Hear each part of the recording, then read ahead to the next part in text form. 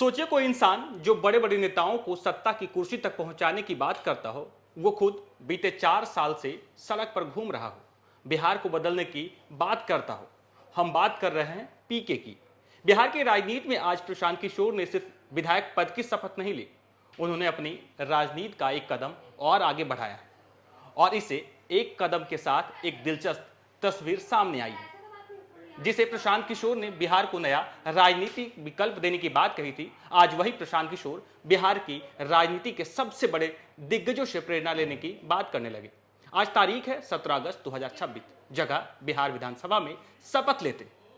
और उसके बाद जिन नामों का प्रशांत किशोर ने जिक्र किया वो नाम है कर्पूरी ठाकुर, श्री कृष्ण सिंह, लालू प्रसाद यादव, नीतीश कुमार, रामविलास पासवान और सुशील कुमार मोदी। हालांकि इन नामों के अलावा और कई नाम लिए जो अब इस दुनिया में नहीं है।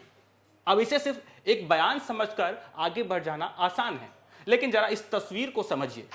पिछले करीब 4 साल तक प्रशांत किशोर बिहार के गांव-गांव घूमे, पदयात्रा की, युवाओं से मिले, किसानों से मिले, छात्रों से मिले और लगातार एक बात कहते रहे, बिहार को पुरानी राजनीति से बाहर निकालना होगा। रोजगार चाहिए, शिक्षा चाहिए, पलायन रुकना चाहिए और व्यवस्था बदलनी चाहिए।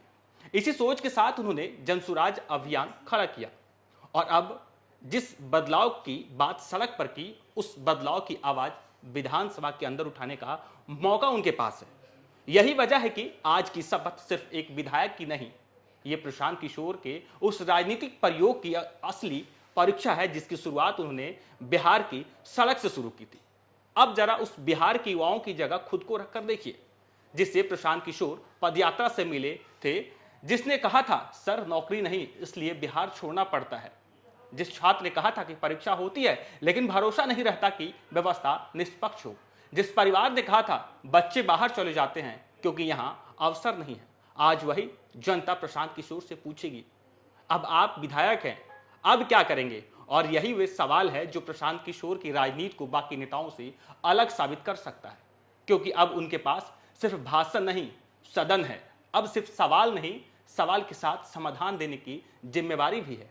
और लालू यादव, नीतीश कुमार से प्रेरणा लेने वाली बात को भी इसी नजरिए से देखना चाहिए। किसी नेता से राजनीतिक असहमति होना और उसके राजनीतिक सफर से सीख लेना चाहिए, दो अलग चीजें। प्रशांत किशोर ने जिन नेताओं की राजनीति पर सवाल उठाए, आज उन्हीं के लंबे राजनीतिक अनुभव को सीखने की बात कही। इसका मतलब यह भी हो सकता है कि प्रशांत किशोर अब बिहार की राजनीति को सिर्फ बाहर से चुनौती नहीं देखना चाहते, बल्कि उसके भीतर जाकर उसे समझना और बदलना चाहते हैं। यानी कल तक सवाल बाहर से था, अब सवाल सदन के भीतर से होगा। 2025 का चुनाव जनसुराज के लिए आसान नहीं रहा, उम्मीद के मुताबिक परिणाम नहीं आया, लेकिन राजनीतिक में हार के बाद रास्ते होते हैं, या तो आप रुक जाएं या फिर वापस आए। प्रशांत किशोर वापस आए, बांकीपुर उपचुनाव जीता और अब विधानसभा पहुंच गए।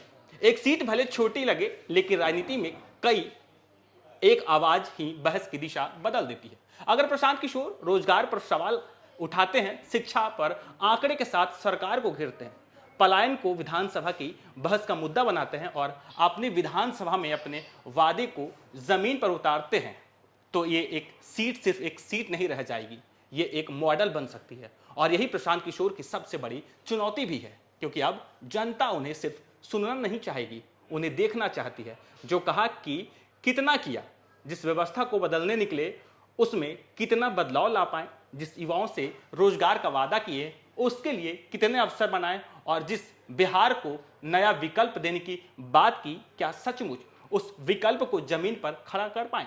यानी रणनीतिकार से राजनेता बनने की उनकी यात्रा अब अपने सबसे अहम पड़ाव पर है, क्योंकि चुनाव जीतना एक उपलब्धि है, लेकिन जनता का भरोसा जीत कर रखना उससे बड़ी राजनीति है। और आज प्रशांत किशोर उस राजनीति के दरवाजे पर खड़े हैं, सड़क से सदन तक पहुंच चुके हैं। अब सदन से जनता के बीच अपने काम की कहानी लेकर लौटना है, और शायद यही प्रशांत किशोर की आज की शपथ का सबसे बड़ा संदेश है। पुराने नेताओं से सीखिए, लेकिन अपनी नई लकीर खुद खींचिए। अब देखना यह है, प्रशांत किशोर सिर्फ बांकीपुर के विधायक बनकर रहेंगे या फिर बिहार विधानसभा के अंदर उस नए राजनीतिक विकल्प की शुरुआत करेंगे जिसका सपना दिखाकर वे 4 साल पहले गांव-गांव निकले थे, क्योंकि जनता ने उन्हें मौका दे दिया है। अब बारी प्रशांत किशोर की है। हालांकि जिस प्रशांत किशोर से लोग उम्मीद लगाकर बैठे थे, जो सड़क पर लगातार सरकार के खिलाफ, सत्ता के खिलाफ, विपक्ष के खिलाफ आवाज बनकर लोगों की सड़कों पर रहते थे, आज वे सदन में हैं और सदन में अब जनता उम्मीद करेगी कि जिसकी लड़ाई वो सड़क पर लड़ते थे, क्या सदन में उतनी ही मजबूती से वो आवाज बनेंगे।